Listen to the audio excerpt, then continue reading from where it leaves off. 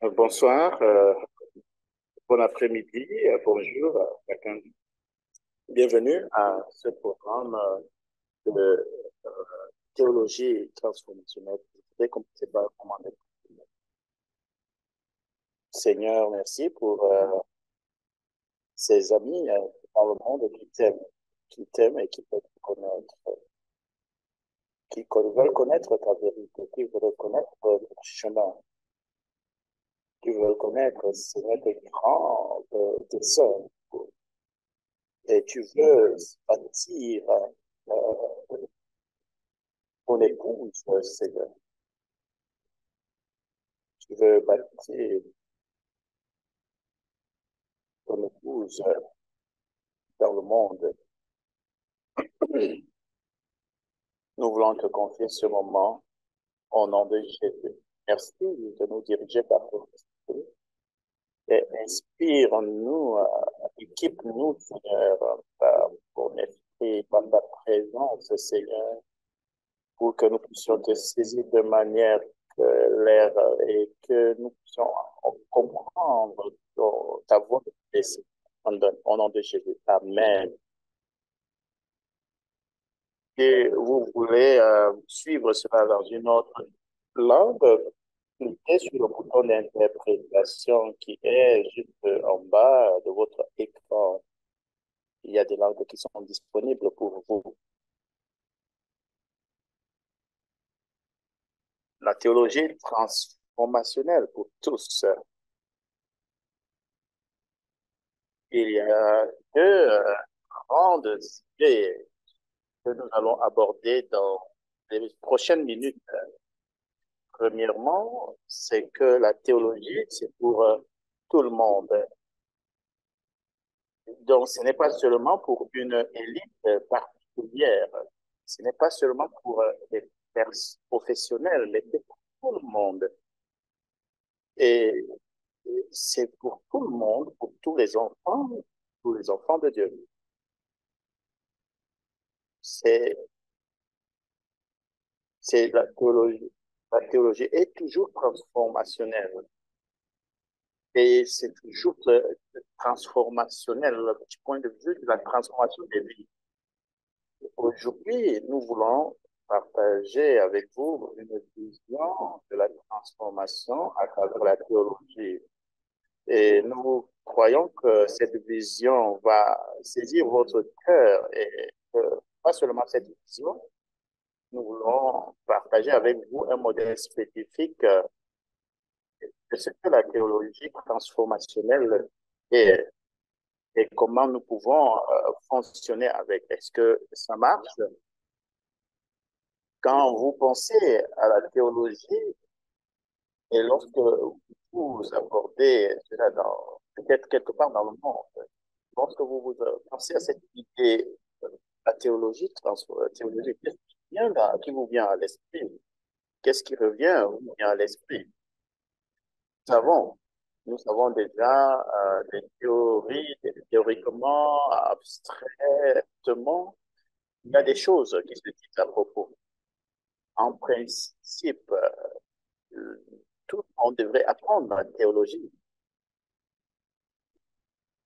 Et, et il y a juste quelques personnes qui font cette chose-là particulière et qui sont appelées, n'est-ce pas, qui sont qualifiées, n'est-ce pas, pour enseigner cela. Et donc, la prochaine question, c'est qui est qualifié, n'est-ce pas, pour l'enseigner? Et il faut peut-être avoir un doctorat. Est-ce que il faut de grandes études, il faut de mots compliqués.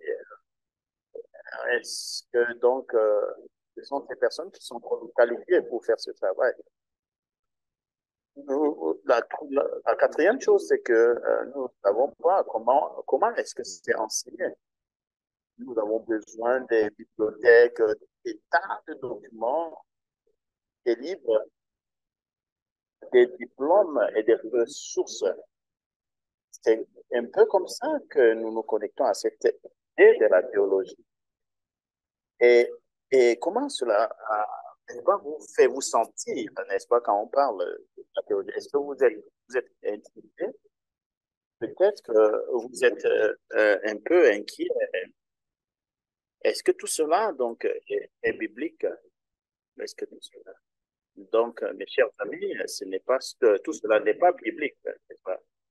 Nous voulons, par souci de simplicité, nous utiliser certains synonymes, théologie, doctrine.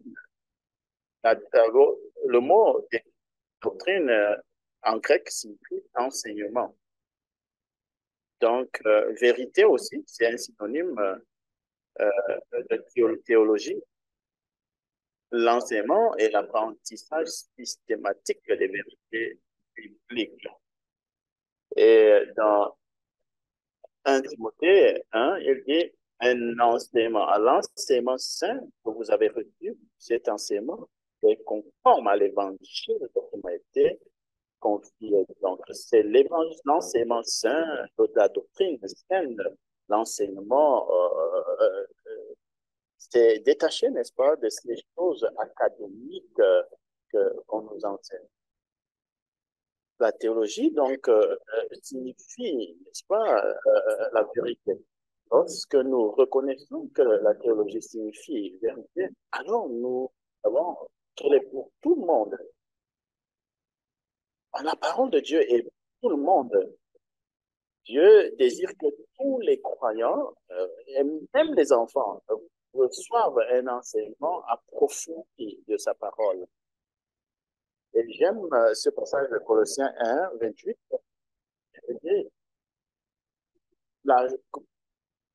L'église de Colosse était, n'est-ce pas, attaquée par un enseignement, des enseignements hérétiques, yes,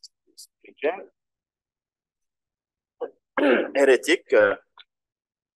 Alors,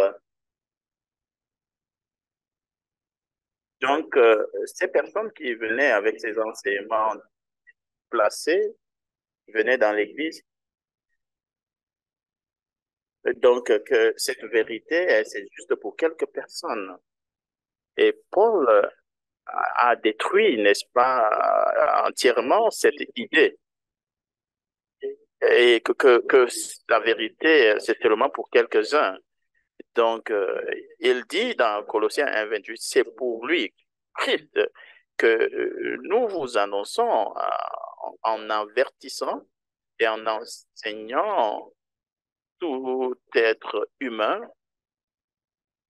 et enseignant, ça c'est le côté positif, le côté positif de l'enseignement, donc avertissant tout un chacun, en enseignant chacun, tout être humain, avec toute la sagesse, toutes sortes de sagesse.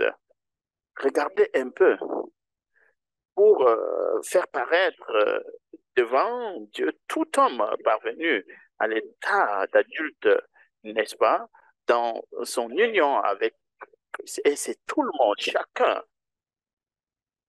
C'est ça la probité. Et c'est chacun de nous. Ce n'est pas quelques-uns. Ce n'est pas, c'est pas pour certaines personnes qui sont appelées des professionnels de la chose. Paul répète le mot chacun ici. Chaque, toutes sortes de sagesse pour que chacun soit mature en Christ. C'est ça que nous appelons la vision et le dessein de Dieu pour chacun de nous dans l'Église, pour que chacun dans l'Église puisse connaître la vérité de Dieu. Donc, la théologie, c'est pour tout le monde, bien. Nous reconnaissons aussi qu'il existe une certaine manière biblique, n'est-ce pas, d'enseigner la vérité. Et nous savons que lorsque la vérité biblique est enseignée de la bonne manière, nous allons voir un impact considérable. Cela apportera la liberté, la vie, la joie, la victoire, la puissance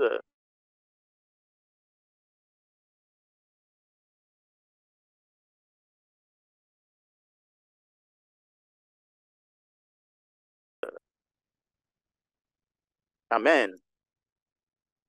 Somme 19, verset 7 à 8. La loi de l'Éternel est parfaite. Elle restaure l'âme. Le témoignage de l'Éternel est véritable. Il rend sage l'ignorant.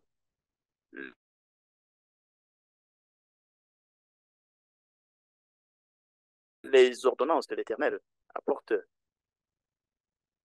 Les commandements de l'Éternel sont purs. Elles éclairent les yeux. La parole de Dieu, quand c'est la parole de Dieu qui est enseignée, et quand c'est enseigné de la bonne manière, ça apporte le changement dans les vies. Et j'aime les termes, les mots que Jean utilise ici dans 1 Jean 1, verset 3. Et ce que nous avons entendu, ce que nous avons vu et entendu, nous vous l'annonçons à vous aussi, afin que vous aussi, vous soyez en communion avec nous, pour que vous puissiez entrer dans une communion parfaite avec Dieu et avec son Fils, pour que nous puissions nous connaître le Père et son Fils Jésus-Christ. Donc, nous partageons cette vérité avec vous pour que vous puissiez avoir cette communion profonde avec Dieu. Ça, ça c'est l'objectif, n'est-ce pas, de la vérité, pour la, la, la communion profonde avec Christ. Pas simplement pour ceux qui sont trop spirituels, pour ceux qui ont une connaissance élevée. Ça, c'est la signification de la théologie. Et dans le livre d'Actes des Apôtres, c'est immédiatement évident que l'apprentissage de la théologie se faisait dans les églises locales. Ce n'était pas fait dans des institutions qui sont quelque part. Et nous pouvons aussi voir que l'apprentissage de la théologie était accessible à tous. Donc, c'est ce que nous voyons dans Colossiens 1.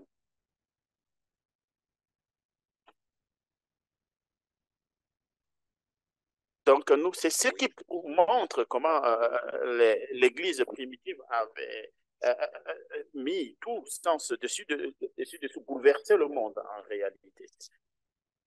Ça, c'est ce que nous allons voir aujourd'hui. La théologie transformationnelle. Non?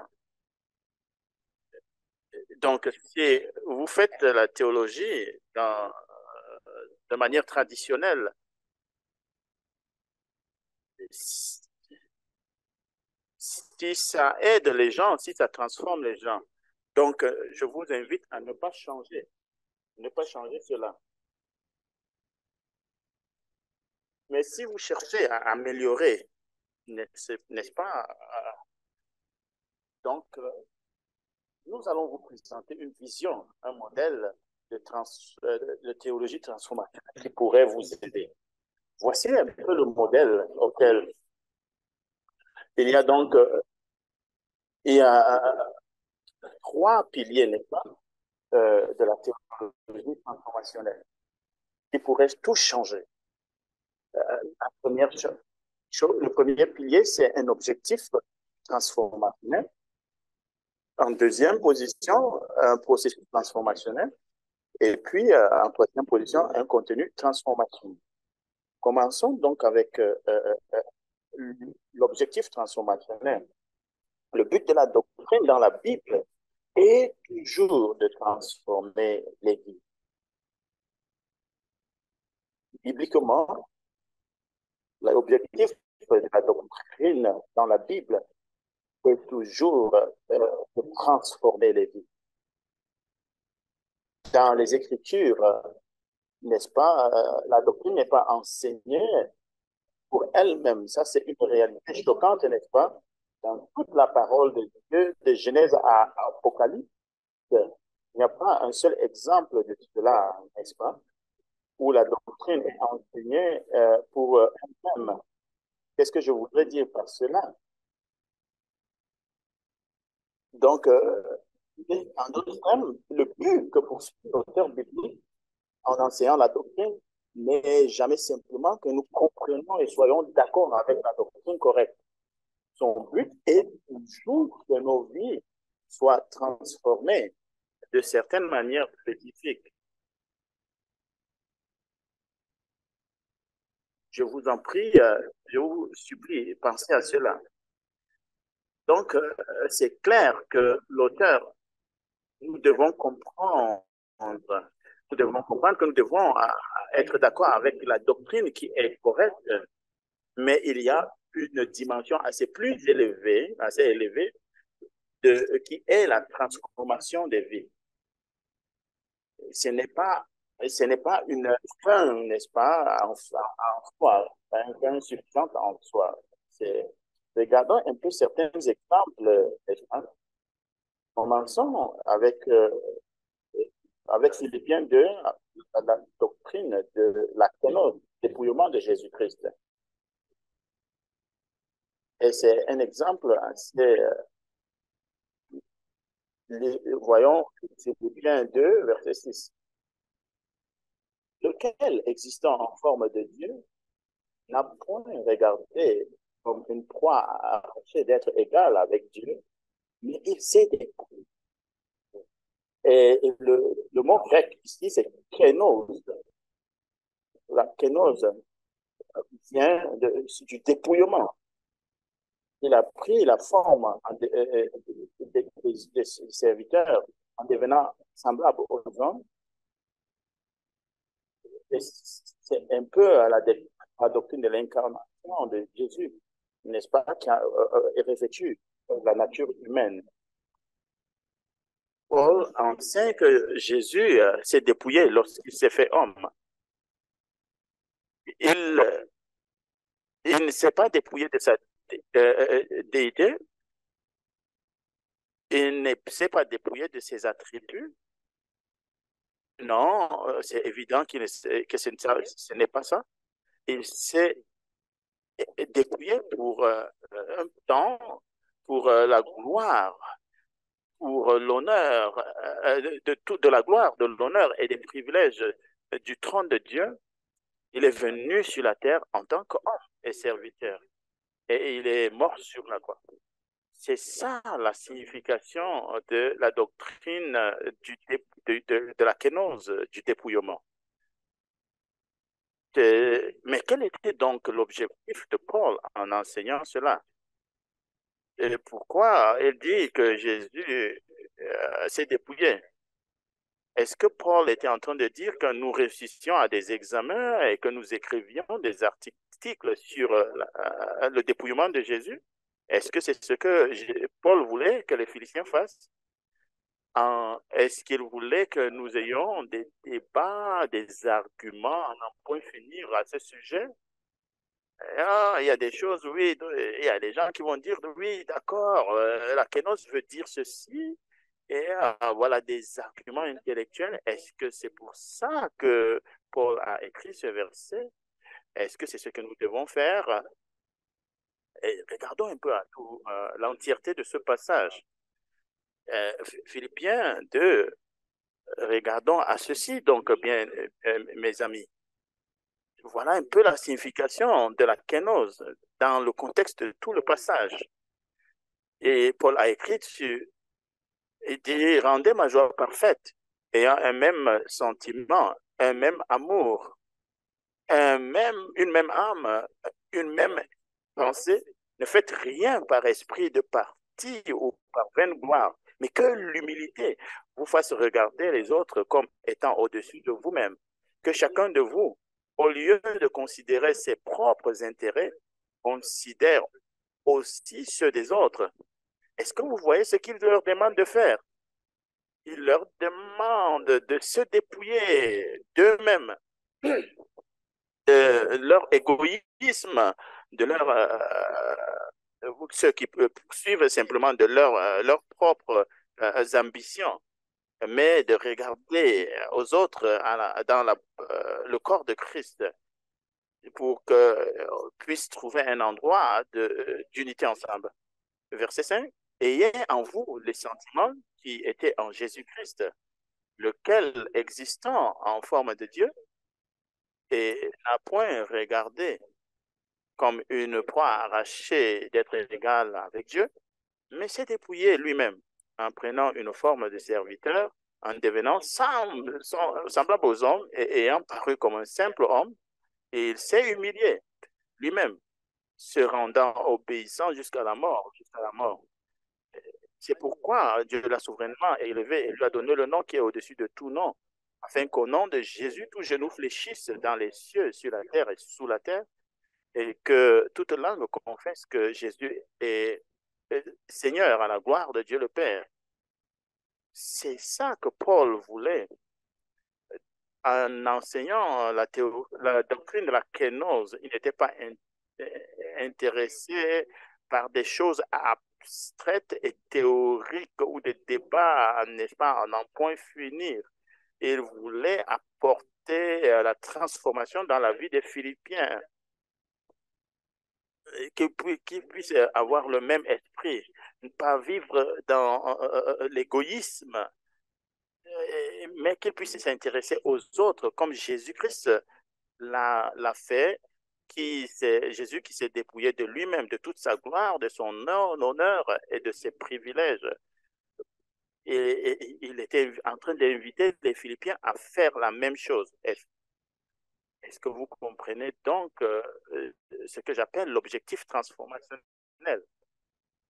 Et, et l'objectif, la raison pour laquelle Paul a enseigné la kénose, c'était qu'on nous fassions la même chose que Jésus a fait, pour que nous puissions nous débarrasser de nos ambitions, de nos privilèges et de notre égocentrisme et que nous nous mettions au service les uns des autres.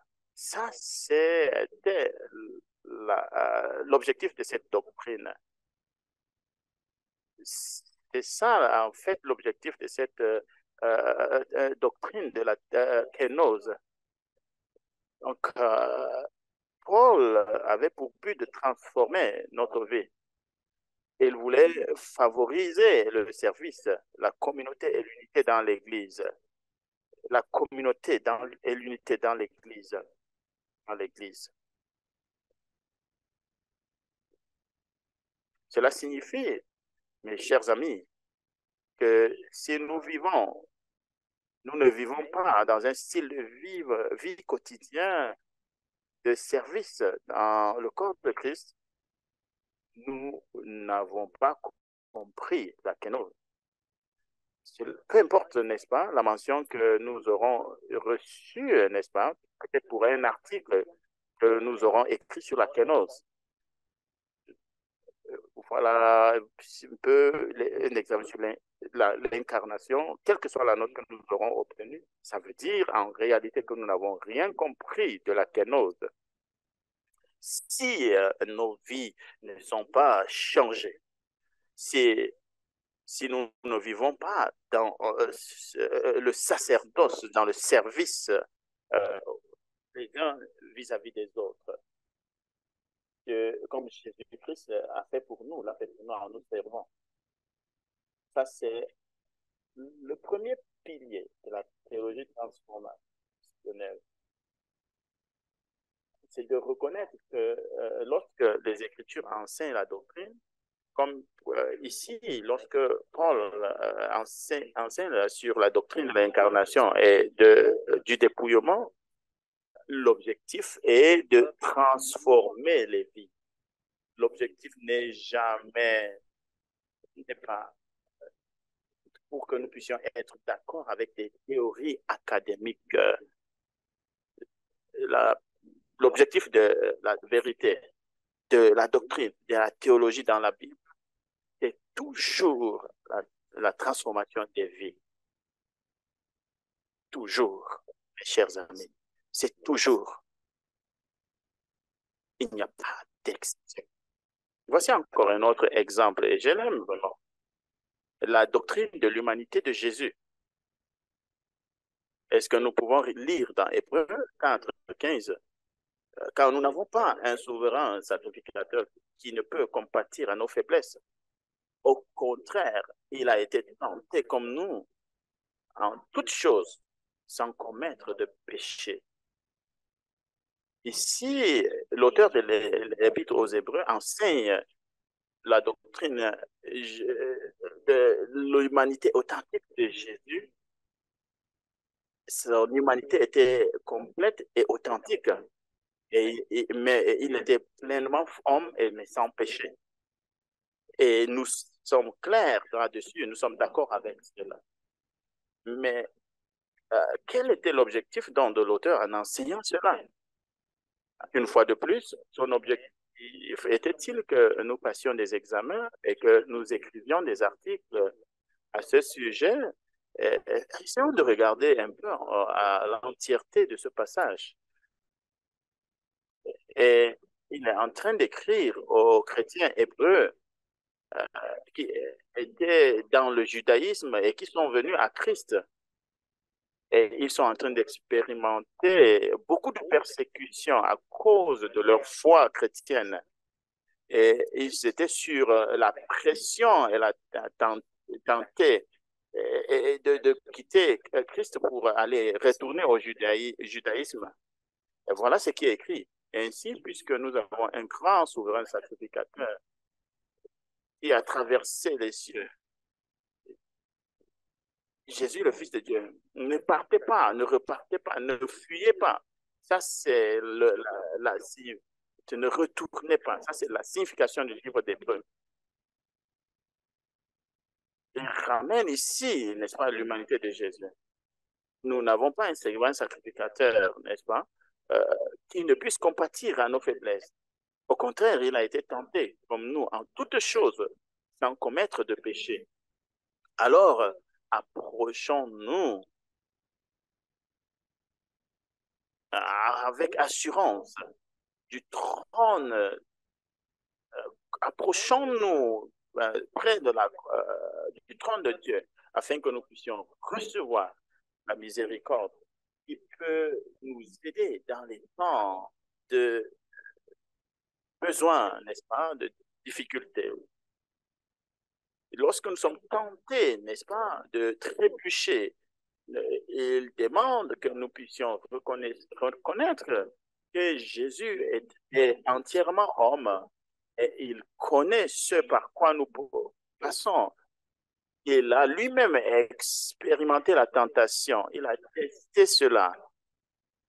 Et donc, quand vous venez à lui, avec toutes vos peines, vos difficultés, vos batailles, il va vous donner, n'est-ce pas, la force, il va vous donner le courage, il va vous donner de l'espérance, il va vous donner la force pour endurer cela. Ça, c'est la signification de ce passage, mes chers amis. L'auteur de l'Épître aux Hébreux veut que nous sachions profondément que Jésus est un homme à part entière afin que nous puissions nous adresser à lui lorsque nous sommes en difficulté. Waouh! Paul, il y a un objectif transformationnel profond ici. Et parce que Paul sait ce par quoi nous passons ici. Donc, nous pouvons aller vers lui.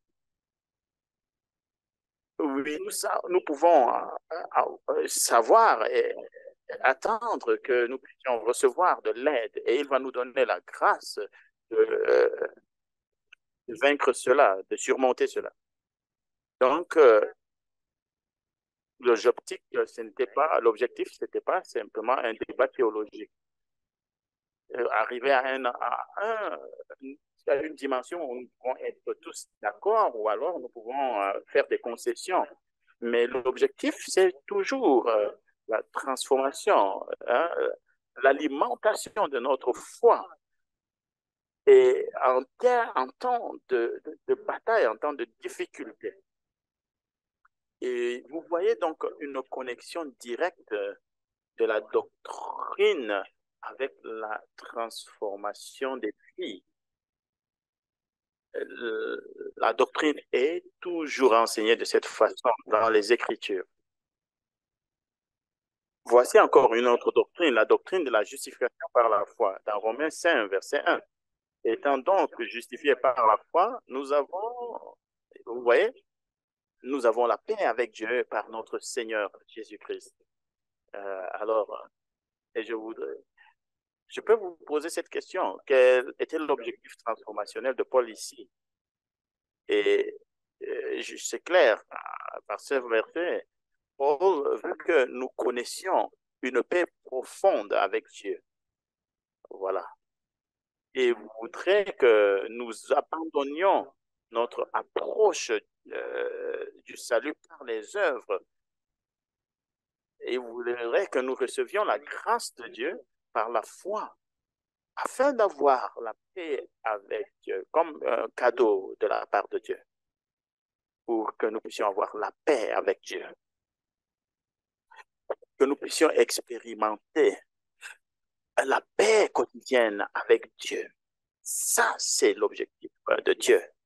Encore, mes chers amis, pour que nous puissions pas vivre nous puissions vivre nos vies, n'est-ce pas, nos vies quotidiennes, et expérimenter, n'est-ce pas, une paix profonde, que nous puissions comprendre la justification par la foi.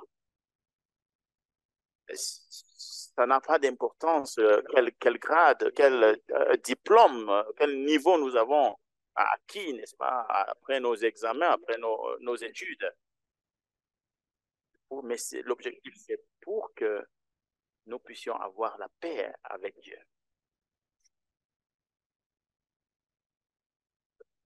Parce que nous n'avons pas encore compris la justification par la foi. C'est comme ça que la doctrine est enseignée, ou la théologie est enseignée dans la Bible, et toujours, toujours et toujours. Il n'y a pas un seul exemple dans la Bible,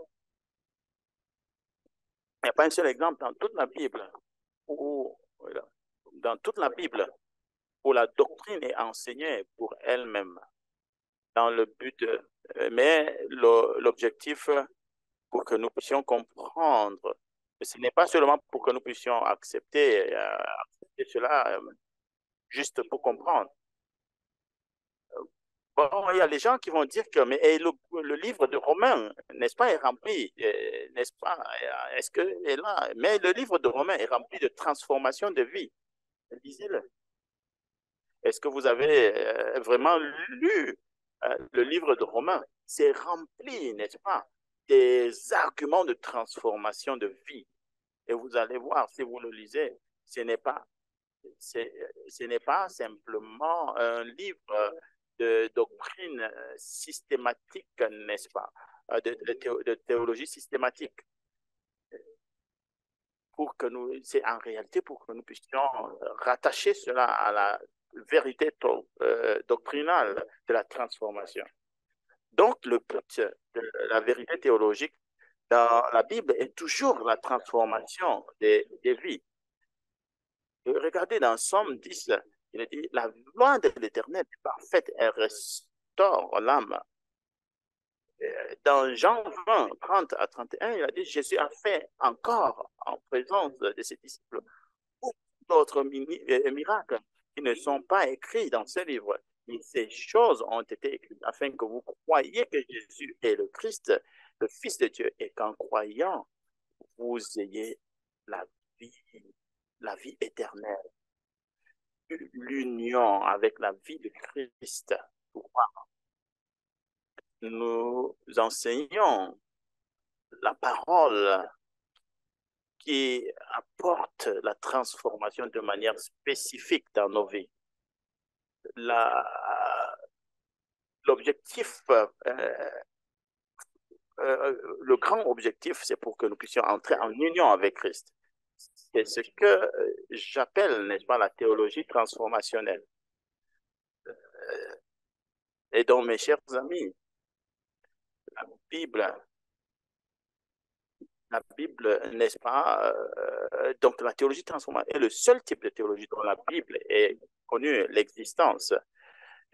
Voilà le contraste qui est évident dans le livre d'Actes avec les philosophes grecs, les Socrates, les Aristotes. Voici ce qui est écrit. Il se trouve en effet que tous les Athéniens et les étrangers qui résidaient dans leur ville passaient le plus clair de leur temps à dire ou à écouter les théories nouvelles. Des théories académiques et théoriques, ça, ce sont les philosophies païennes et grecques, n'est-ce pas? Mais le contraste est clair, n'est-ce pas, dans Acte 17. Ça, c'est l'apôtre Paul qui dit, Dieu qui a créé l'univers et tout ce qui se trouve et qui est le Seigneur du ciel et de la terre, n'habite pas dans des temples bâtis, n'est-ce pas? Il parle un peu des idoles des païens. Donc, n'habite pas dans des temples bâtis de mains d'hommes et n'a pas besoin non plus d'être servi par des mains d'hommes. Euh, mais donc, c'est la doctrine de Dieu qui existe par lui-même. Et voyez un peu l'objectif. Pour qu'il puisse chercher Dieu et qu'il puisse chercher une relation, n'est-ce pas, avec lui. Il les appelle, n'est-ce pas? Oui. Laissez ces choses. Je voudrais partager cette vérité par laquelle vous pouvez connaître Dieu. Un contraste vraiment profond. Et donc, c'est différent, n'est-ce pas, de cette théorie philosophique des Grecs, ces philosophies, n'est-ce pas, grecques et païennes, n'est-ce pas? Dieu, Dieu s'est révélé à nous pour que nous puissions le connaître en réalité. Une fois de plus, je ne suis pas.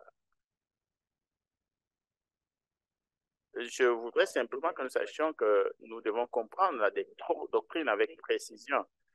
Et ici, Paul, dans 1 Corinthiens 15, il dit, frères et sœurs, je vous rappelle l'évangile que je vous ai annoncé et que vous avez reçu et que vous demeurez attachés. Si vous vous attachez à ce que je vous ai enseigné, si vous retenez, n'est-ce pas, ce que je vous ai annoncé, autrement vous auriez couru en vain. C'est clair que nous devons nous attacher, n'est-ce pas, à la vérité, n'est-ce pas?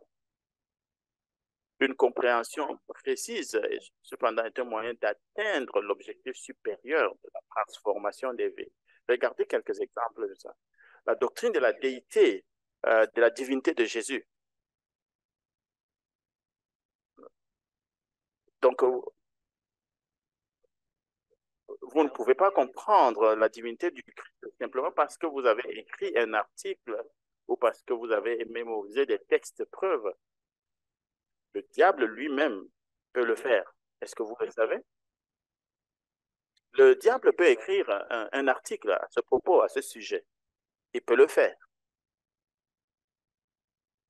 Mais nous comprenons la divinité de Jésus lorsque nous avons cédé notre vie à Jésus-Christ comme notre Dieu. Et nous connaissons donc la divinité de Jésus. Lorsque nous adorons Jésus en tant que notre Dieu, alors nous connaissons la divinité de Dieu.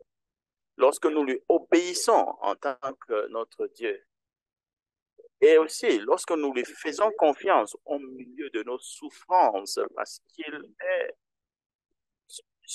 est celui qui tient nos vies et toutes choses dans le monde dans ses mains, parce qu'il est Dieu.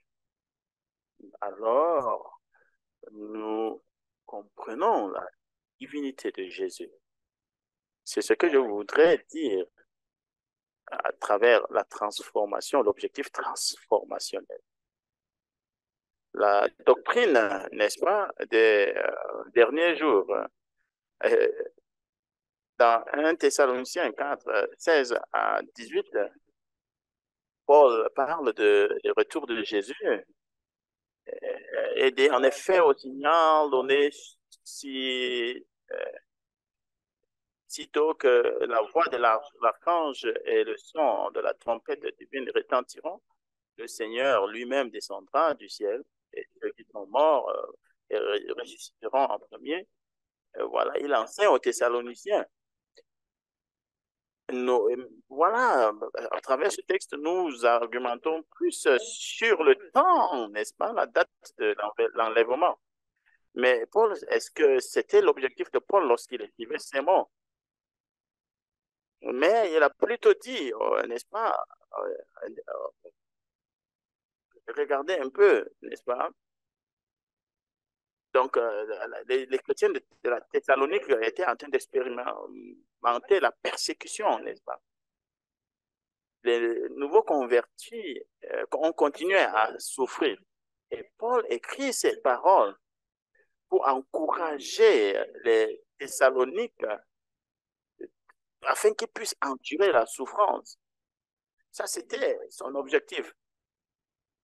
Il les invite à retourner vers Jésus-Christ et qu'ils puissent, qu'un jour, ils vont le rencontrer, n'est-ce pas? Le connaître. Bientôt, n'est-ce pas? Jésus reviendra bientôt et nous prendra avec lui. Waouh! Ça, c'était son objectif. C'est ça l'objectif de transformation de Paul en écrit avant ces paroles. Est-ce que vous voyez l'objectif transformationnel d'un Thessalonicien qui est l'endurance dans l'espérance? Ce n'est pas pour que nous puissions des connaissances juste académiques. Oh mon Dieu, c'est clair. C'est clair dans l'écriture. C'est toujours comme ça que la doctrine est enseignée. Regardons aussi la doctrine, cette doctrine. Ça, c'est comme une doctrine abstraite et philosophique. Que Dieu est esprit. Dans Jean 4, 24, il est clair, si vous regardez. L'objectif de Jésus en nous enseignant, c'est Dieu est esprit. Dieu est esprit. Il faut que ceux qui l'adorent en esprit et en vérité. L'objectif de Jésus, le but de Jésus dans Jean 4, 24, était que nous l'adorions en esprit et en vérité. Et souvenez-vous qu'il était en train de parler à la femme samaritaine. Et donc, la femme samaritaine disait, nous adorons de cette montagne, mais vous dites qu'on doit adorer à tel endroit. Mais Jésus lui dit, le temps, le moment est venu où vous n'aurez plus besoin d'aller adorer Dieu sur tel matin ou à Jérusalem. Mais vous allez adorer Dieu en esprit et en vérité, parce que Dieu est esprit. Que nous ne puissions plus penser que nous devons aller à tel ou tel autre endroit pour adorer Dieu, dans tel ou tel temple, mais que nous nous tournions intérieurement vers lui et qu'il habite dans nos cœurs par son esprit et que nous l'adorions. Waouh! Nous n'avons plus besoin d'aller quelque part, mais juste à partir de l'intérieur, intérieurement, nous pouvons nous soumettre à Dieu, nous pouvons adorer Dieu. Et Jésus dit, et Dieu cherche ce type d'adorateurs, ceux qui l'adorent en esprit et en vérité. Est-ce que vous voyez l'objectif transformationnel de cette doctrine ici? Et cette doctrine, c'est vraiment la vie d'adoration. Chaque jour, chaque moment, toujours en train de regarder intérieurement à Dieu, en l'aimant, en se soumettant à lui, pour l'adorer, pour lui donner toute la gloire. Ce qui pouvait être bon, quelque chose d'abstrait, n'est-ce pas? Jésus a plutôt orienté cela vers la transformation des vies. Et c'est toujours comme ça. Toutes les doctrines de la Bible ont toujours un objectif direct de transformation. Et ce, sans exception. Voici quelques-unes, n'est-ce pas?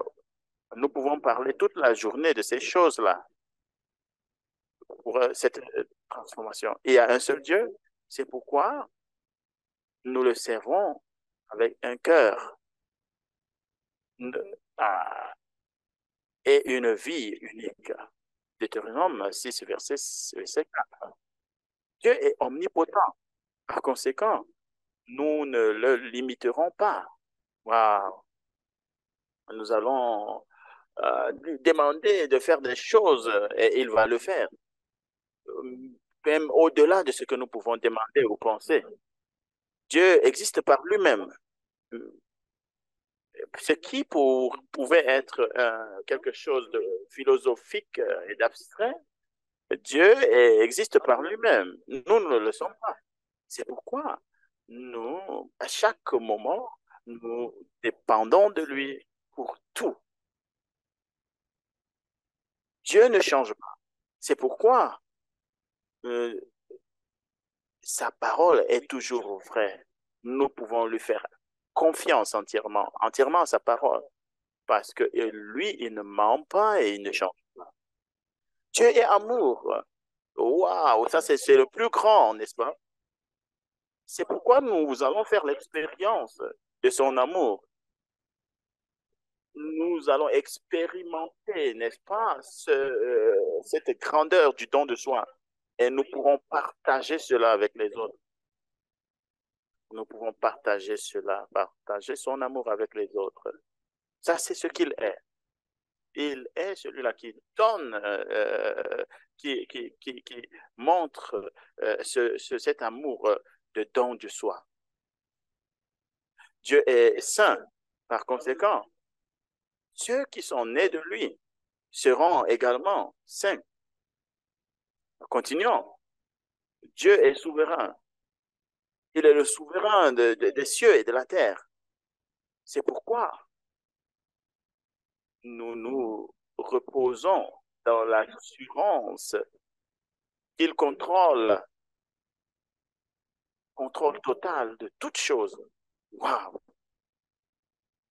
C'est vraiment merveilleux. C'est un objectif transformationnel merveilleux. Et au même moment, l'homme est responsable. C'est pourquoi nous prenons, nous prenons l'initiative dans notre vie, de partager l'évangile avec les autres. C'est profond, n'est-ce pas? Lorsque nous voyons les choses, quand nous ne nous contentons pas simplement d'argumenter certains éléments, mais lorsque nous nous connectons directement avec cet objectif transformationnel, voici une doctrine ici. Je suis en train de mentionner un objectif transformationnel particulier plusieurs fois. La doctrine a plusieurs objectifs spécifiques. Par exemple, la déité de Christ, ou bien Jésus est Dieu, nous pouvons nous pouvons l'adorer, nous pouvons nous soumettre à lui, nous pouvons dépendre de lui. Ça apporte la différence.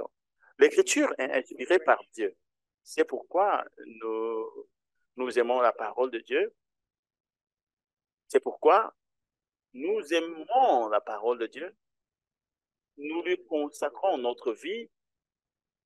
Nous croyons en cette parole. Nous obéissons à cette parole. Nous faisons confiance à cette parole.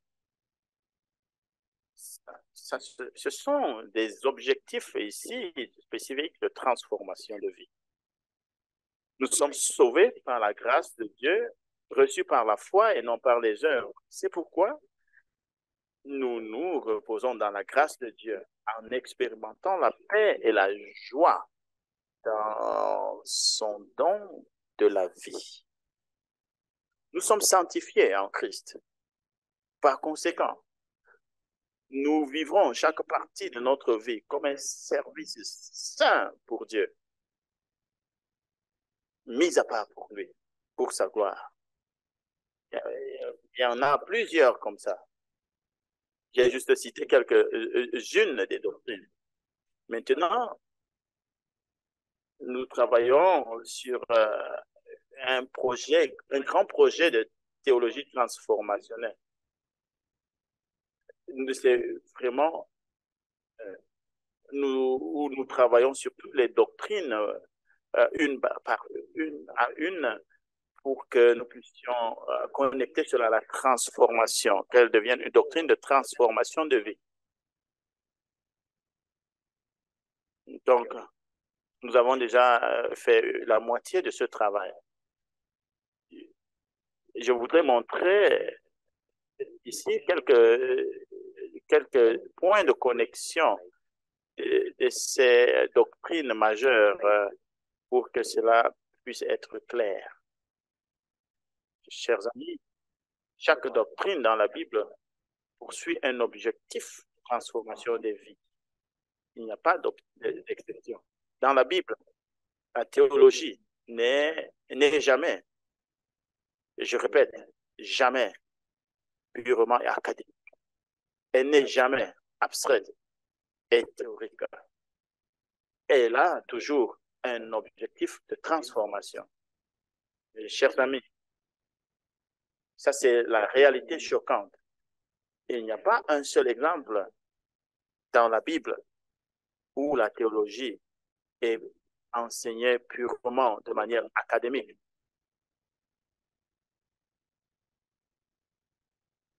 Donc, l'auteur, c'est toujours pour que nous puissions connaître. Il n'y a pas en réalité une seule fois où c'est déconnecté de cette réalité. Alors, comment la théologie peut-elle être si déconnectée de la vie? Nous pouvons répondre, n'est-ce pas, à cela. Regardez à cela de manière historique et l'influence de la philosophie grecque. Et cette philosophie grecque, n'est-ce pas, a eu une influence, n'est-ce pas, à partir du deuxième siècle, qui a changé la façon, notre façon d'apprendre la théologie.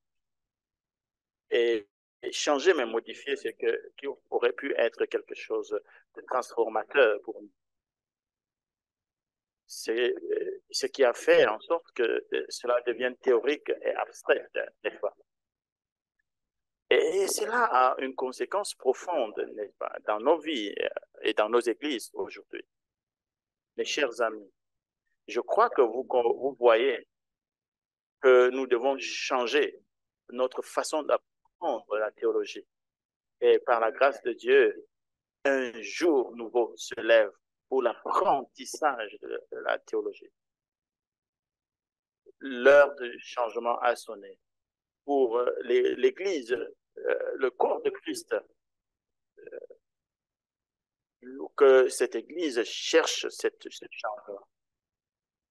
Ça, c'est le premier pilier de la théologie transformationnelle, un objectif transformationnel. Le deuxième pilier de la théologie transformationnelle, c'est le processus transformationnel. Dans la Bible, le processus d'apprentissage théologique dans la Bible est toujours holistique et transformationnel.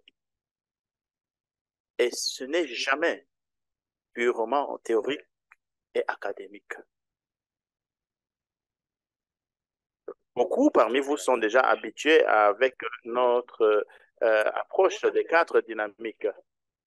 Les quatre dynamiques, n'est-ce pas, définissent un processus de transformation. Si nous devons intégrer, n'est-ce pas, ces quatre dynamiques dans l'apprentissage de la théologie, cela peut marcher. Et la théologie ne sera plus jamais purement académique ou bien informationnelle et juste instructionnelle. Cela apportera vraiment la transformation des vies. Il y a la dynamique spirituelle qui nous connecte à la voie transformateur du Saint-Esprit. Cela nous apporte, n'est-ce pas, une connexion directe avec Dieu. Il y a la dynamique relationnelle, c'est le pouvoir transformateur des relations. Il y a donc les mentors, les partenaires de redevabilité, les partenaires de prière. Donc, les disciples qui bâtissent des leaders. C'est le pouvoir transformateur des gens pour pouvoir transformer nos vies. La dynamique expérientielle, c'est le pouvoir transformateur, n'est-ce pas, de l'action. Et nous avons évidemment la dynamique institutionnelle qui est le pouvoir transformateur de la parole de Dieu de la vérité. Nous devons utiliser donc ces quatre dynamiques dans notre façon d'apprendre la théologie. Parce que nous connaissons, habituellement, nous nous concentrons simplement sur la dynamique instructionnelle. Donc, cette seulement instructionnelle, ça ne peut pas apporter la transformation. Et nous voulons une transformation profonde que Dieu veut, nous devons utiliser les quatre dynamiques dans notre processus d'apprentissage théologique. Nous devons utiliser les quatre dynamiques, toutes les quatre dynamiques. Et permettez que je vous pose cette question. Est-ce que Jésus a enseigné la théologie à ses disciples? Qu'est-ce que vous pensez?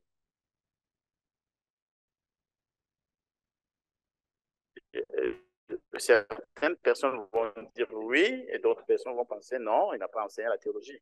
Vous êtes tous corrects. Si vous dites que s'il n'a pas fait, mais permettez qu'on dise qu'il a enseigné. Jésus a enseigné la théologie à ses disciples de manière si profonde, si profonde et si solide qu'ils ont bouleversé le monde en quelques années et ont ensuite écrit le Nouveau Testament. Mais est-ce que Jésus leur a enseigné la théologie? Oui, bien sûr. Et comment a-t-il fait? Comment a-t-il procédé? Vous allez dire, oui, Jésus a enseigné. Mais à quoi ça peut ressembler? Est-ce qu'il venait chaque fois se présenter 2 fois par semaine pour donner des cours dans une salle de classe, et puis donner des examens, des travaux pratiques, et puis donner des notes?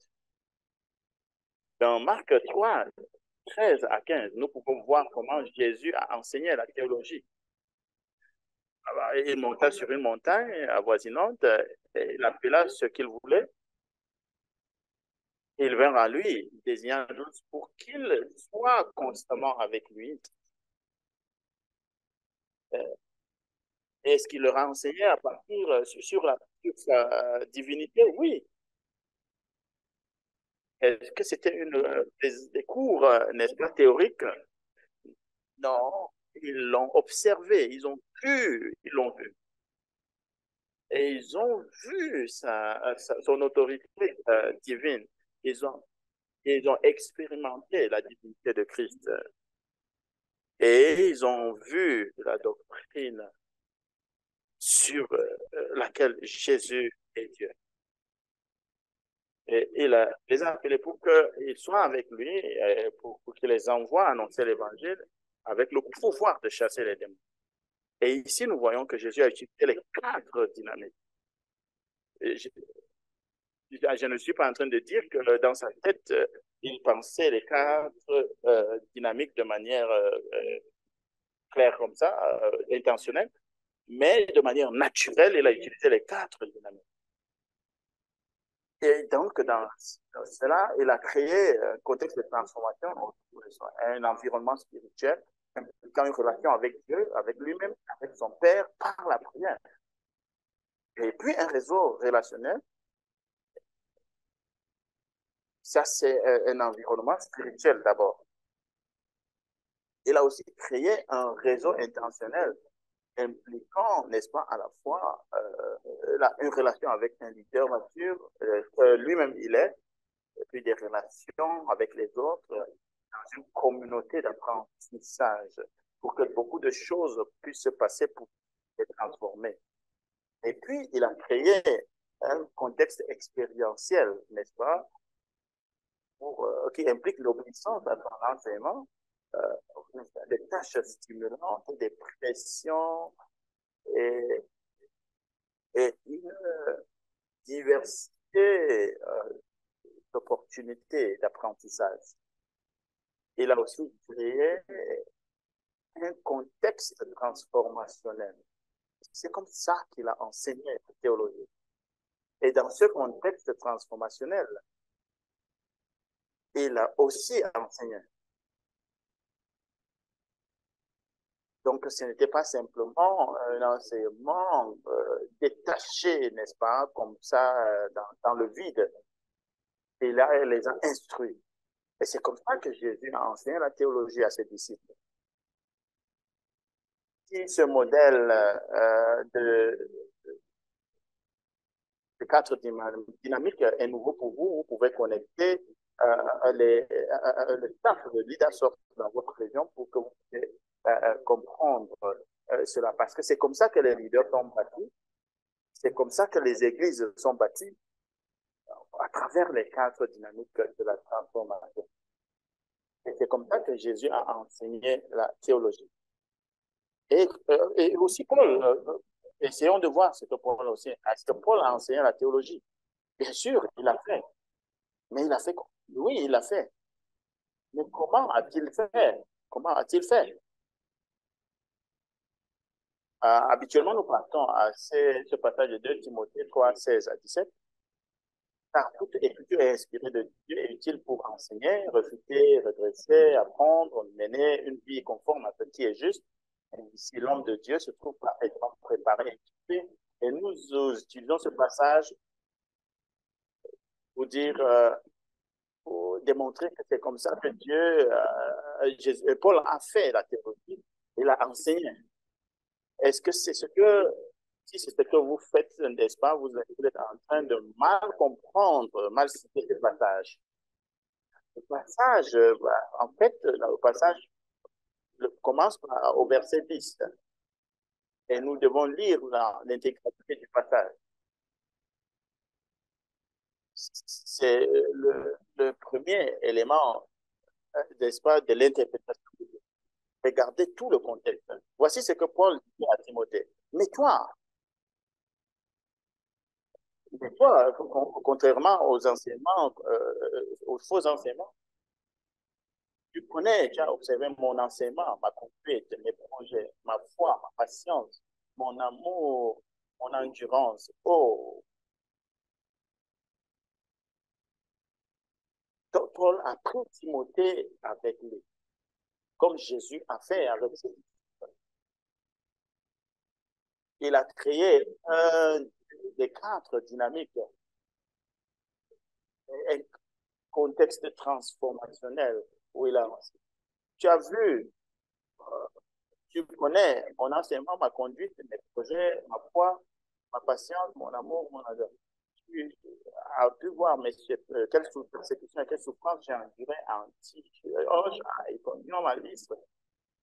Quelle persécution de fait n'ai-je pas subi? Et chaque fois, le Seigneur m'en a délivré. En fait, et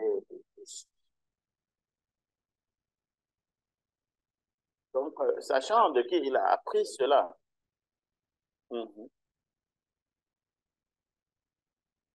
pour que tu puisses apprendre des personnes, voir, connaître des personnes qui t'ont, des personnes qui t'ont enseigné, et pour que cela puisse te bâtir. Est-ce que vous comprenez? Et je suis en train d'affirmer absolument la puissance de la parole de Dieu pour bâtir les vies. Ce n'est pas simplement la parole de Dieu qui est là, suspendue dans un vide, n'est-ce pas, philosophique, mais la parole de Dieu était intégrée, n'est-ce pas, dans ce riche environnement des quatre dynamiques. C'est comme ça que Paul a enseigné la théologie, de la même manière que Jésus a enseigné la théologie.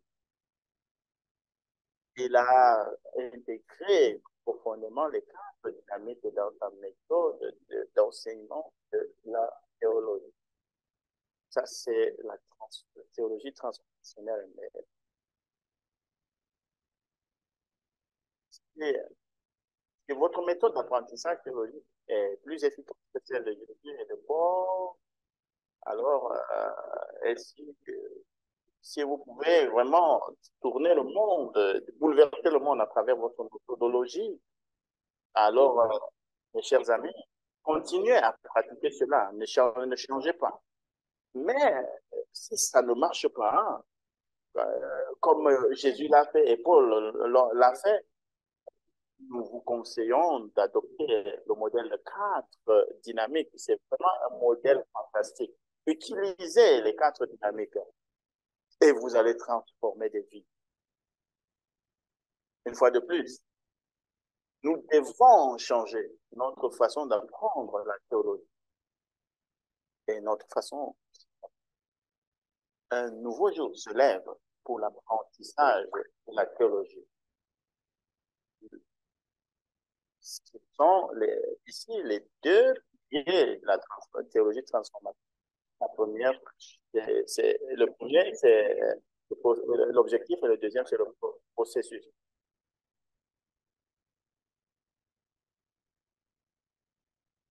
Donc, la doctrine est, est là pour et cela se passe dans un environnement très transformationnel et c'est connecté toujours à un objectif de transformation. Et à cela s'ajoute, nous créons donc un design les quatre dynamiques pour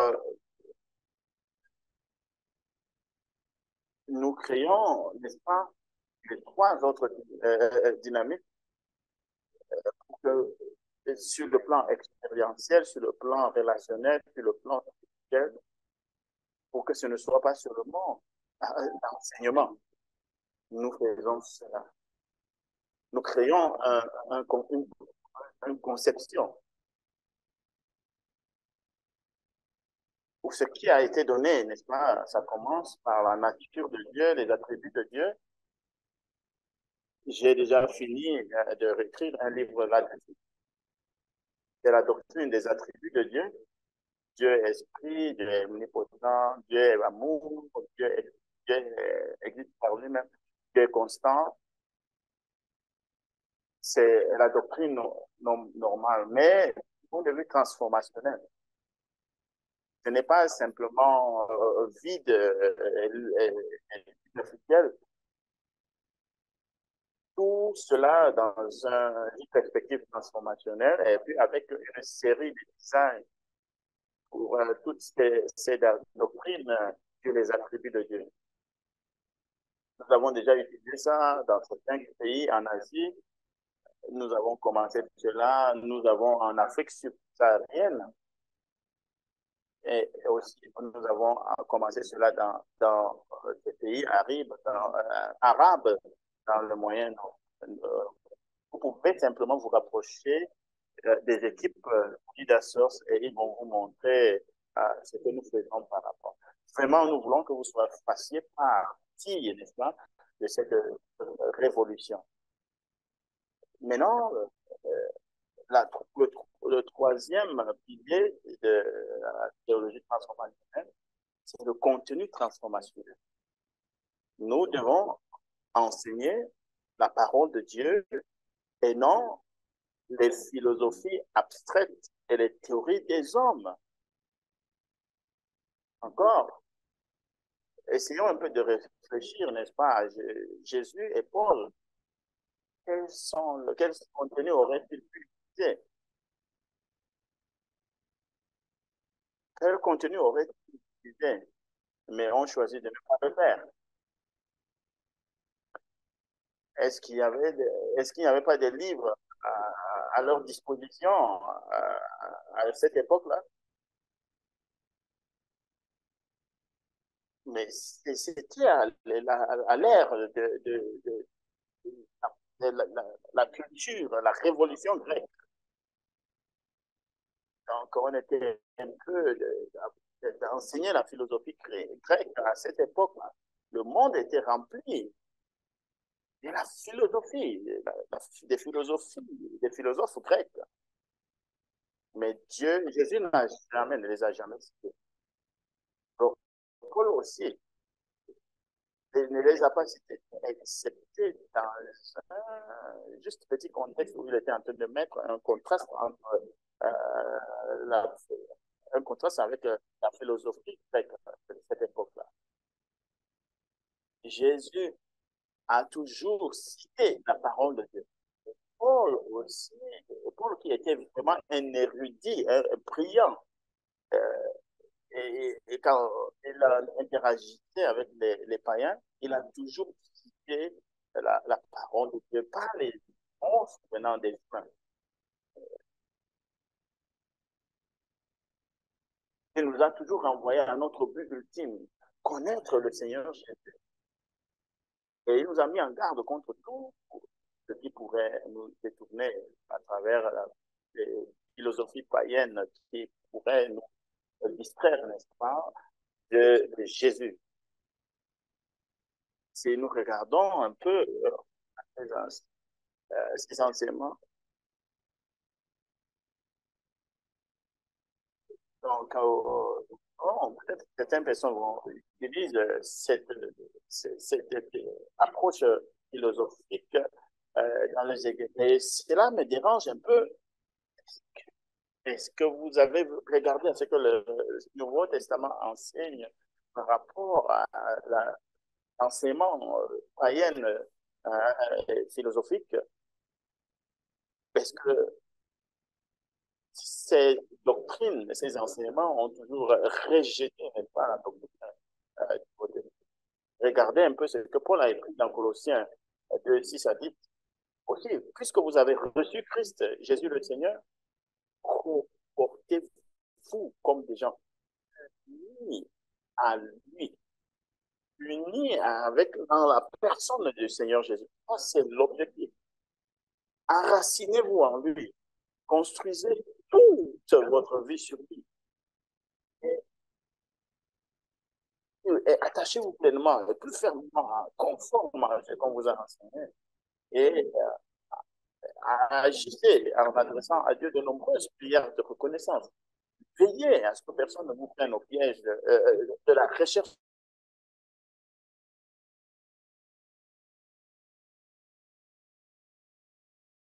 d'une sagesse qui n'est que tromperie et illusion. Amen. Et dans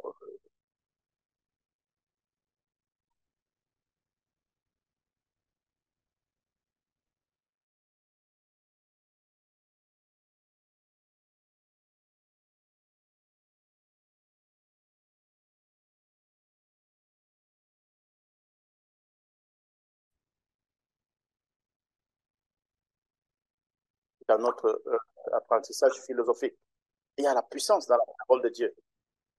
Il y a la puissance pour changer les vies.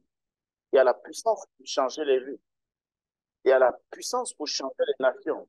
Et Jésus a dit, la parole que je vous adresse, c'est en esprit et vérité.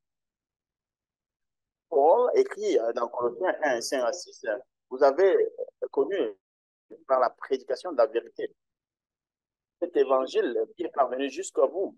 comme il est présent dans le monde entier, où il porte du fruit et va de progrès en progrès. C'est la parole de Dieu qui porte des fruits, non pas les philosophies des hommes, des humains. Les mots des humains n'ont pas de puissance, mais la parole de Dieu est vivante et puissante.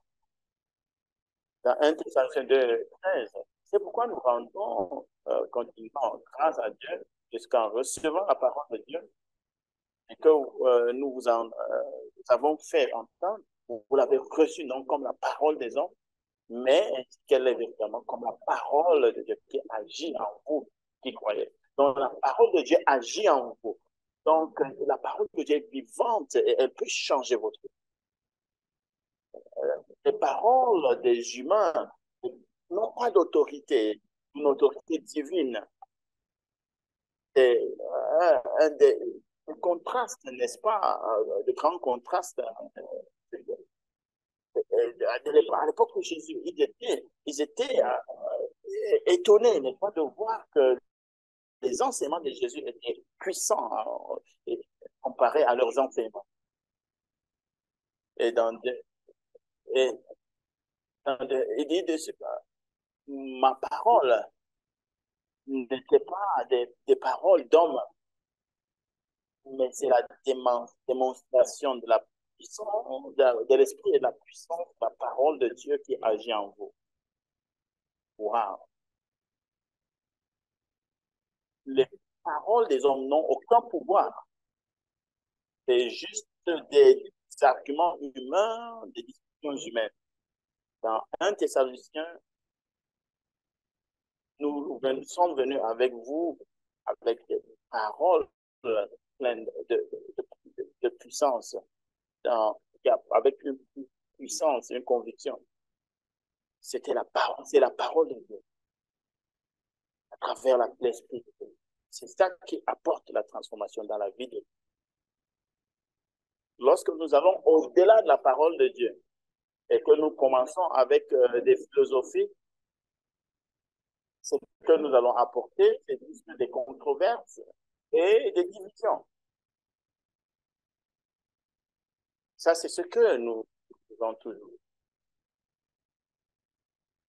Regardons dans 1 Timothée 1, 3 à 7.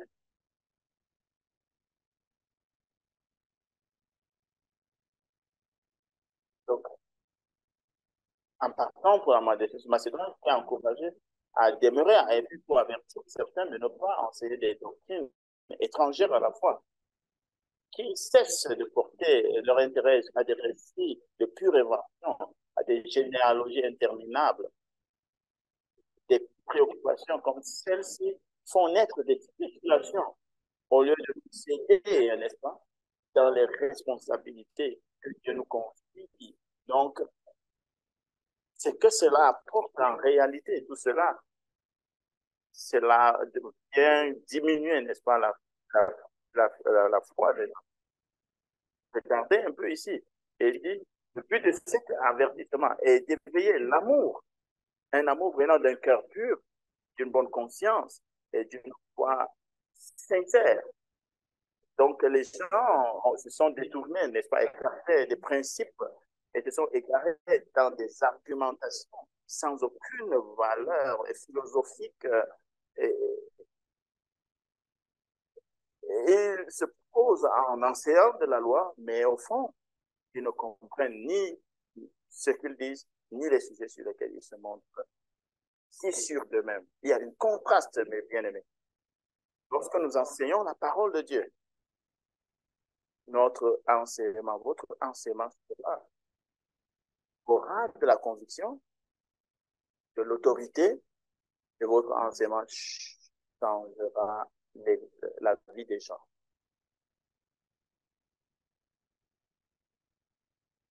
Je ne suis pas contre les livres, mais moi j'écris des livres. Il y a beaucoup de bons livres qui sont écrits par des hommes qui profitent grandement au corps de Christ. Les livres sont bons lorsque ils nous renvoient à la parole de Dieu. Quand les auteurs connaissent Dieu, et lorsqu'ils nous renvoient, n'est-ce pas, à la parole de Dieu et à l'union avec Dieu. Les livres sont bons lorsque nous les utilisons avec modération, lorsque cela nous renvoie à la parole de Dieu. Que cela nous puissions lire la parole de Dieu, étudier la parole de Dieu, mémoriser la parole de Dieu, obéir à la parole de Dieu et partager la parole de Dieu. La parole de Dieu a été n'est pas inspirée par Dieu. Et c'est utile pour enseigner, pour, pour corriger, pour, euh, pour enseigner, pour réfuter. C'est toujours la parole, c'est toujours la parole, et c'est toujours par la parole que l'homme de Dieu sera accompli. C'est par la parole de Dieu que nous pouvons être équipés pour toute chose. Donc, ce sont là les trois piliers de la théologie transformationnelle. L'objectif transformationnel, le processus transformationnel et le contenu transformationnel. C'est un modèle vraiment simple, mais c'est une idée assez grande. Et ça peut apporter le changement et c'est révolutionnaire. Objectif transformationnel, lorsque notre objectif est toujours transformationnel. Le deuxième pilier, lorsque notre processus est holistique et transformationnel, au lieu d'être théorique et académique. Là, nous pouvons changer la vie des gens lorsque nous utilisons les quatre dynamiques. Et troisièmement, lorsque nous enseignons la parole de Dieu, au lieu des choses abstraites, philosophiques, alors nous allons changer la vie des gens. Regardons un peu à quelques implications pratiques de la théologie transformationnelle. Et j'aime ceci. Mes chers amis, la théologie transformationnelle s'adresse à tout le monde, à tous les membres de l'Église. Ce ne sont pas simplement ceux qui sont érudits, ceux qui sont d'un certain pedigree intellectuel, mais tous les disciples de Dieu peuvent et doivent être enseignés dans la parole de Dieu. Même les enfants, y compris les enfants. Et nous devons penser à ça. J'ai parlé de notre projet de transformationnel. Nous sommes en train de développer un livre. Le premier est déjà fini. Donc, il y a aussi une partie qui est encore presque déjà finie. Donc, ça contient tout ce que nous avons besoin par rapport à l'apprentissage de la théologie. Mais c'est là, nous avons fait cela de sorte à ce que nous avons développé les designs, n'est-ce pas, la conception, des plans de conception pour que cela puisse apporter de la transformation. Donc, ça connecte sur la doctrine à la vérité transformationnelle. Et nous avons la théorie transformationnelle pour les enfants. Euh, le premier est déjà fini.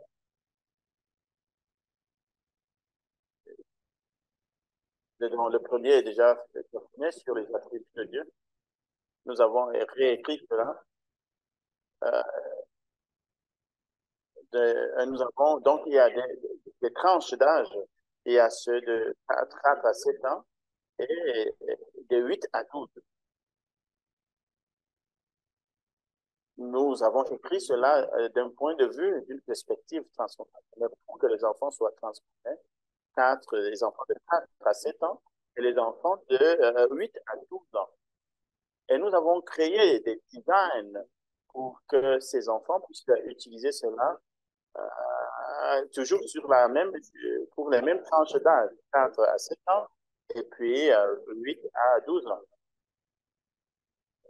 Notre équipe a fait un travail fantastique sur ces designs sont vraiment merveilleux et ça fait vraiment, ça connecte vraiment avec une profonde théologie transformationnelle dans leur vie qui peuvent aider les enfants les enfants à comprendre Dieu tout en s'amusant avec leur père. Nous sommes en train de traduire cela dans les langues, soit les enseignements ou les designs. Donc, en Afrique, on peut utiliser cela en Afrique, même en Asie, dans le Moyen-Orient. Nous voulons que vous vous joigniez à cette révolution. Enseignons nos enfants les profondes vérités sur Dieu. Nous devons, dans un esprit en Asie, ici, nous travaillons sur cela depuis un an déjà, presque un an déjà. Nous enseignons les adultes, nous utilisons le contenu et le design. Et donc, eux, dans des petits dans l'église, ils utilisent le design pour que chacun puisse apprendre la théologie. Et ils aiment cela. Et ils le font ça régulièrement. Et ils disent toujours qu'ils n'ont jamais vu la théologie de cette façon, parce qu'ils ont toujours pensé que la théologie était quelque chose d'ennuyeux qui ne pouvait pas réellement apporter quelque chose de transformateur dans leur vie. Donc, rejoignez cette révolution. Si nous pensons à la théologie de cette façon, nous allons reconnaître que cela, c'est pour tout le monde, y compris les enfants. Alors, pour ceux qui sont déjà impliqués dans l'enseignement de la théologie, dans les séminaires, dans les écoles bibliques de théologie, tout ce que nous avons, nous enseignons doit avoir un objectif de transformation clair et explicite. Si ce que nous enseignons n'a aucun avantage pratique, alors si ce que nous enseignons n'a aucun avantage pratique, mon frère, mon chef et ma chère sœur, nous devons revenir et réfléchir à ce que nous faisons. Parce que comme nous l'avons vu dans la Bible, l'objectif de transformation est clair et significatif. Chaque doctrine dans la Bible a toujours été claire, n'est-ce pas, objectif transformationnel. Donc, ce n'est pas seulement pour que nous comprenions, pour que nous soyons d'accord avec. Oui, c'est bien, mais il faudrait que cela apporte la transformation. Pensez à ce que vous faites, n'est-ce pas, présentement, lorsque vous enseignez.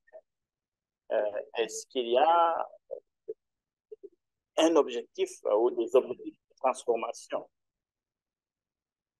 Si ce n'est pas quelque chose qui peut apporter le changement, pourquoi donc enseignons-nous cela?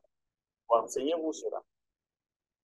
Si vous ne pouvez pas identifier un objectif de transformation clair et significatif pour ce que vous enseignez, alors là, moi, je vous suggère de vous asseoir et d'arrêter de l'enseigner. Oui, ça va peut-être résoudre une partie de ce problème. C'est parce que ça peut être une des raisons pour lesquelles il n'y a pas de vie, de transformation. Nous devons utiliser les 4 dynamiques de la transformation, spirituelle, relationnelle, expérientielle et institutionnelle. Nous devons mettre un terme à l'apprentissage théologique uniquement axé sur l'instruction.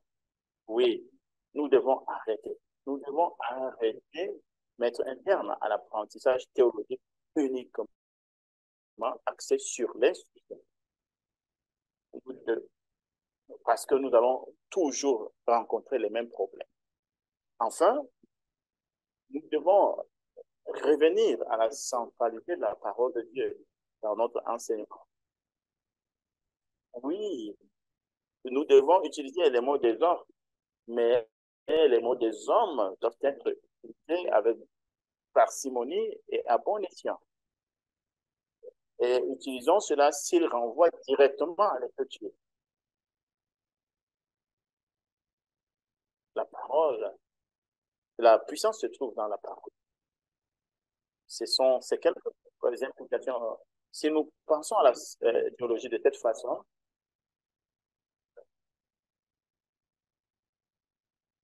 donc nous devons évaluer la vie du leader émergent. Oui, donc nous devons évaluer la vie du leader, pas seulement sa compréhension. Donc, ce n'est pas seulement sur la base de ce qu'il peut écrire un bon article. Si nous comprenons la divinité de Jésus, nous lui avons donné la vie de Jésus comme son Dieu, comme son Dieu, comme son Dieu.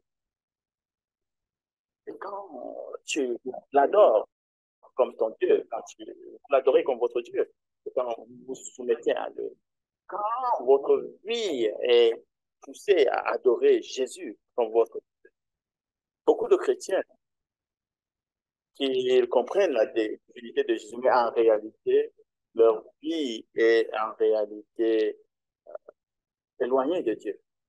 Et ils peuvent comprendre la divinité de Jésus, mais ils n'ont pas expérimenté la valeur transformatrice de la divinité de Jésus.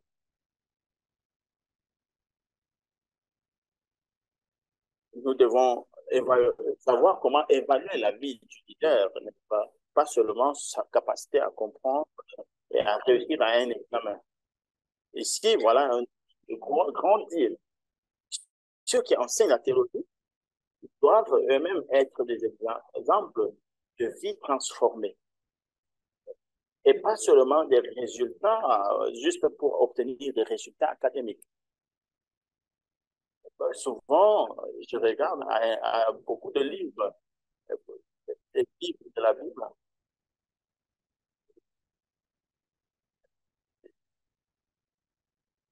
Donc, il y a des gens qui enseignent et disent, bon, voilà, parce que je peux enseigner tel livre de la Bible parce que mon PhD ou alors mon licence ou alors ma maîtrise ou ma master, et je l'ai fait, j'ai fait ma recherche sur ce livre, et je l'ai fait dans telle institution de renommée. Quand je regarde à cela, je dis non, c'est- ces accomplissements académiques ne peuvent pas porter la transformation de nos gens. Vous êtes qualifié pour enseigner, c'est lorsque vous avez, vous avez compris que ces livres traitent, comme tu disais clairement, lorsque vous avez trouvé de la victoire dans ces réalités, lorsque vous avez à diriger les autres vers la transformation, et là, et là, vous êtes qualifié pour enseigner cette théologie. Ce n'est pas simplement parce que vous avez fait des accomplissements académiques. Ne soyez pas offensés à cela par ce que je suis en train de dire. Mais vous savez dans votre cœur, notre axiome dans le développement des leaders, c'est les leaders bâtissent des leaders. Donc, et ça, c'est bâtir des leaders. Et si nous corrigeons cela, si nous changeons cette façon de faire la théologie, si nous sollicitons cela, cette façon de faire la théologie, donc, même si nous ne voulons pas qu'ils deviennent parfaits, nous ne pouvons pas le faire qu'ils soient parfaits, ils peuvent porter des fruits dans leur ministère, dans leur vie. Mais ce n'est pas seulement des diplômés, n'est-ce pas? Des personnes qui ont seulement, mais cela peut apporter, cela les transforme. apporter, transformer la théologie, n'est-ce pas, l'enseignement de la théologie. Nous devons affronter ces choses-là. Le premier, le premier travail du leader, c'est de faire face à la réalité. Et donc, après avoir dit cela, je ne suis pas contre, nous avons besoin d'érudits. Je ne suis pas contre les érudits, je ne suis pas contre les académiciens, les intellectuels qui ont étudié tous les sujets abstraits. Nous en avons besoin, nous avons besoin de ces personnes.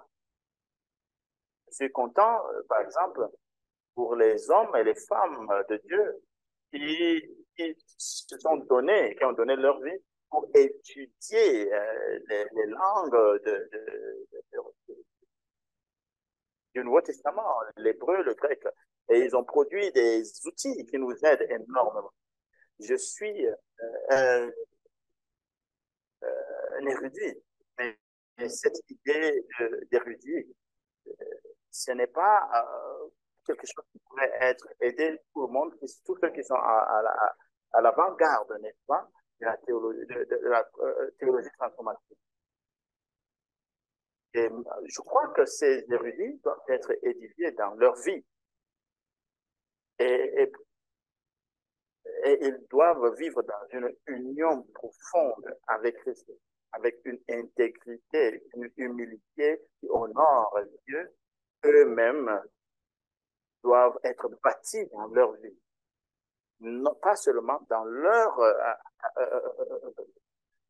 érudition ou leur académie.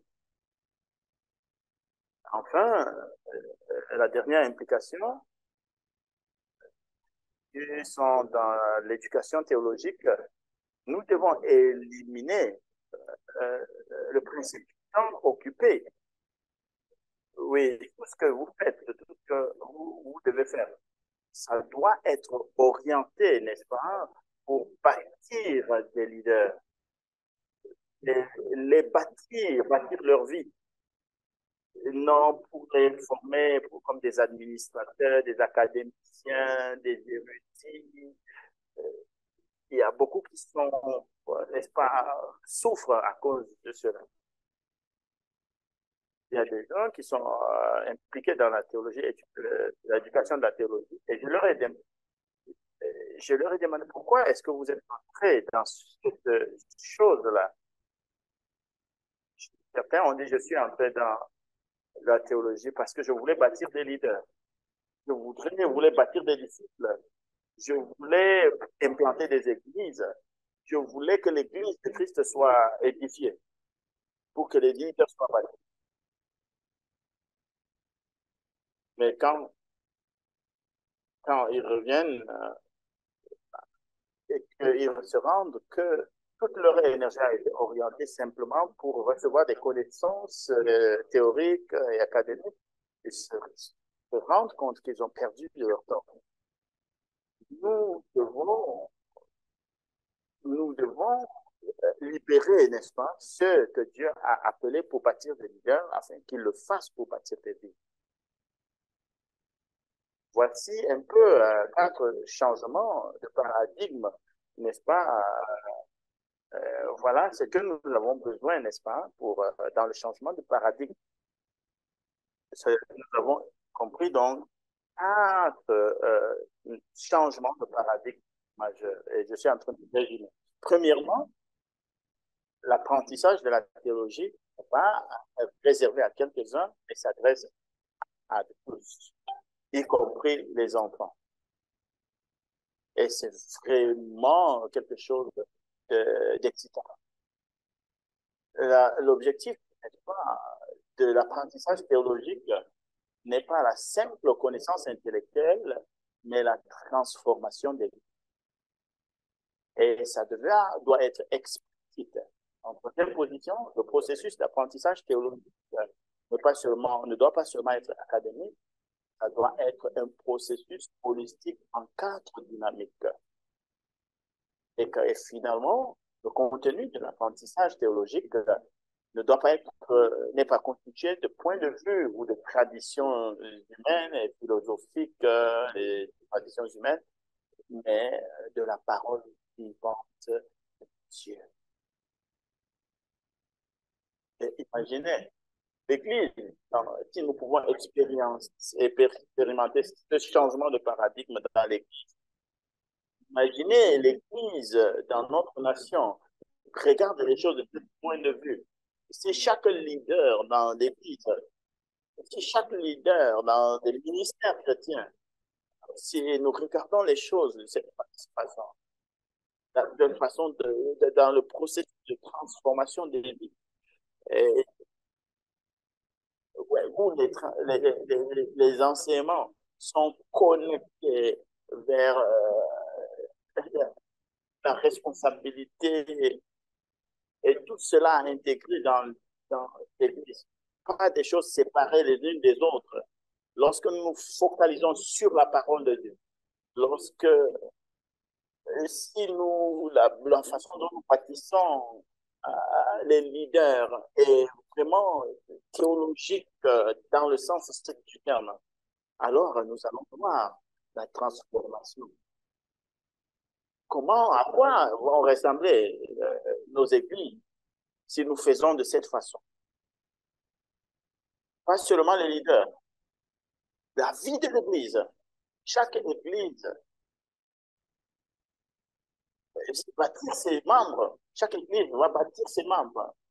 Pas seulement pour faire fonctionner les programmes, ou juste des programmes qui sont intéressants et les gens vont apprécier les programmes. Moi-même, j'aime les programmes. Mais les gens sont juste des personnes receveurs passifs. Et Jésus nous a appelés à bâtir des disciples, à faire des disciples. Nous devons bâtir la vie des gens.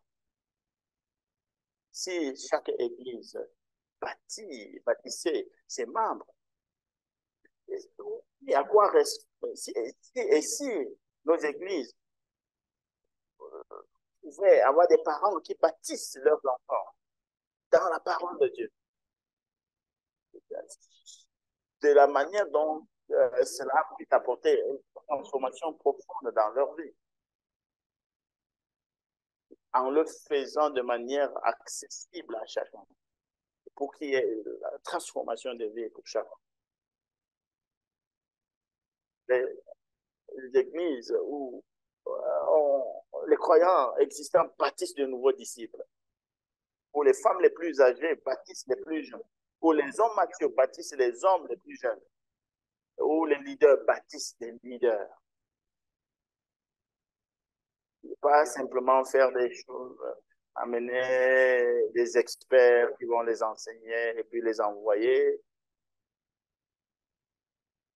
Après avoir, vous voyez, après avoir regardé à tout cela, ça c'est ce qu'ils ont fait aller dans l'église primitive. Non, ils ne l'ont pas fait de manière parfaite, mais ils l'ont fait. Nous-mêmes, nous ne pouvons pas le faire de manière parfaite, mais nous devons le faire.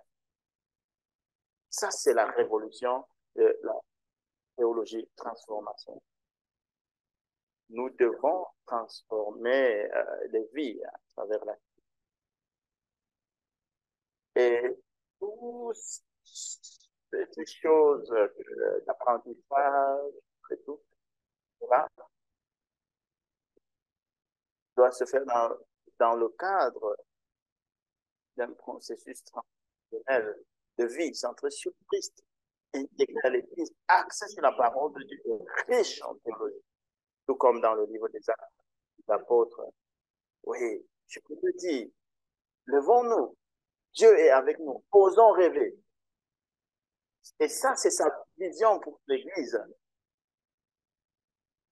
Nous, c'est le Dieu qui a créé le ciel et voudrait que ton Église soit bâtie. Une Église en santé, une Église saine. Mais regardons à Dieu. Regardons à lui.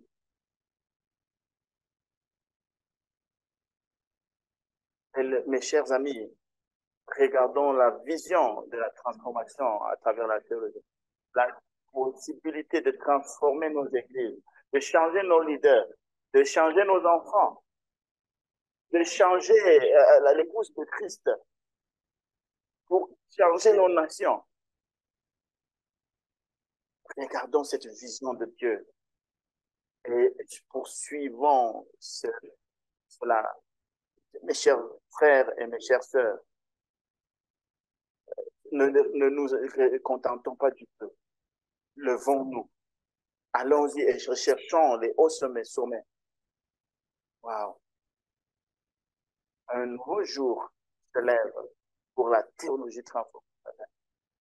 Et ça, c'est la vision. Dans un verset, hein, c'est ce régime dans Colossiens 1, c'est lui, Christ, que nous annonçons, pas les philosophies humaines, en avertissant, pas les traditions humaines, les philosophies humaines, mais lui, le Seigneur Jésus, lui que nous proclamons, et nous enseignons tout être humain en toute sagesse, afin de faire paraître devant eux tout homme parvenu à tout homme, homme, femme, enfant, jeune, vieillard, faire en sorte qu'ils soient adultes dans leur union avec Dieu. Oui, mes chers amis, l'heure du changement a sonné. Joignez-vous, nous vous invitons à vous joindre à la révolution de l'enseignement de la théologie. Je vous en supplie, allez-y et contactez les équipes de leadership dans vos pays respectifs pour pouvoir y voir en profondeur et pour que nous puissions servir le corps de Christ par son esprit, à travers sa parole. Son épouse s'appelle épouse, l'Église. Merci beaucoup. Merci d'être avec nous aujourd'hui. Je voudrais savoir s'il y a des questions ou des commentaires, des questions, des commentaires. Oui,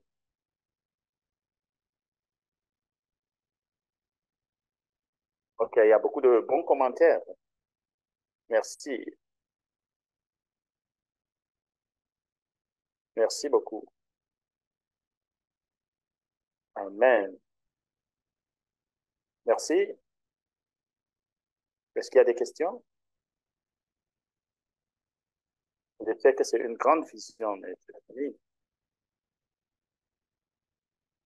Et je sais qu'il y a des traditions et des schémas qui sont différents de ce que nous avons partagé.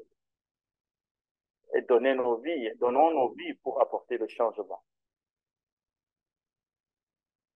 Si nous pouvions seulement voir un petit progrès dans nos vies,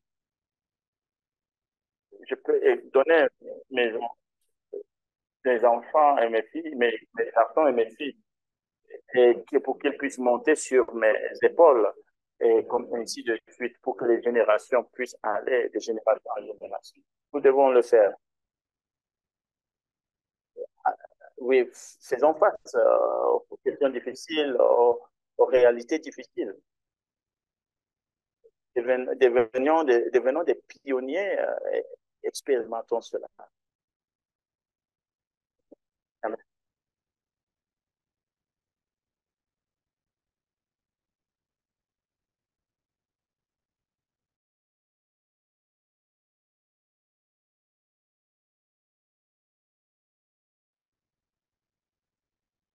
Apprenez les quatre dynamiques et vous allez trouver que c'est vraiment quelque chose de beau, c'est vraiment naturel et c'est accessible.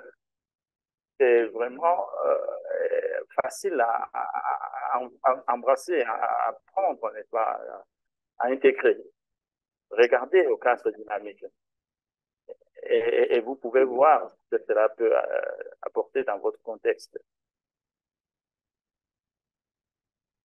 Merci vraiment.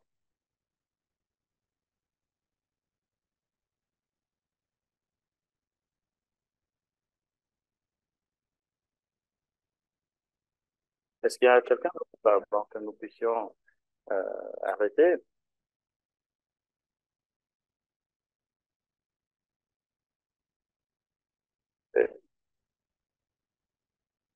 Donc, je veux des personnes qui envoient, qui veulent recevoir des emails.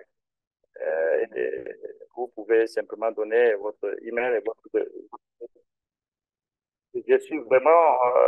Merci pour votre enthousiasme. Je suis vraiment béni. C'est vraiment encourageant.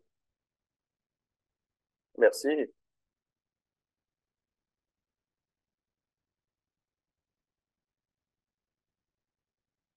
Nous allons vous envoyer.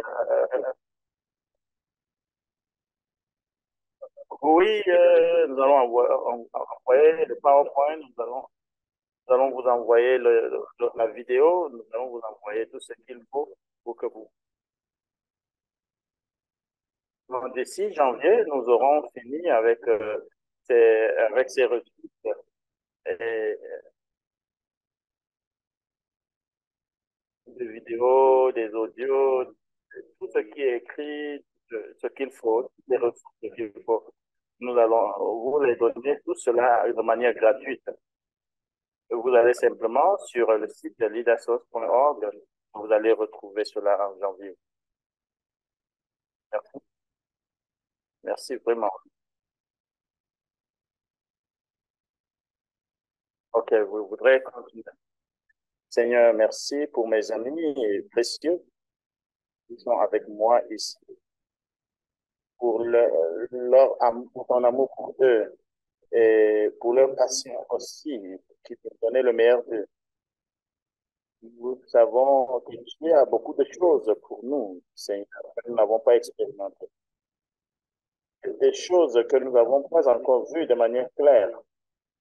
Et nous sommes souvent bloqués dans nos méthodes, dans nos traditions, et des choses qui ne fonctionnent pas bien. Nous ne voyons pas, Seigneur, des percées, Seigneur, dans tout cela. Seigneur, nous voulons ta clarté, nous voulons ta clarté, Seigneur. De la façon dont tu voudrais que les choses se passent, Seigneur. Seigneur, que tu nous détaches, Seigneur, des traditions humaines et que tu m'amènes, même, Seigneur,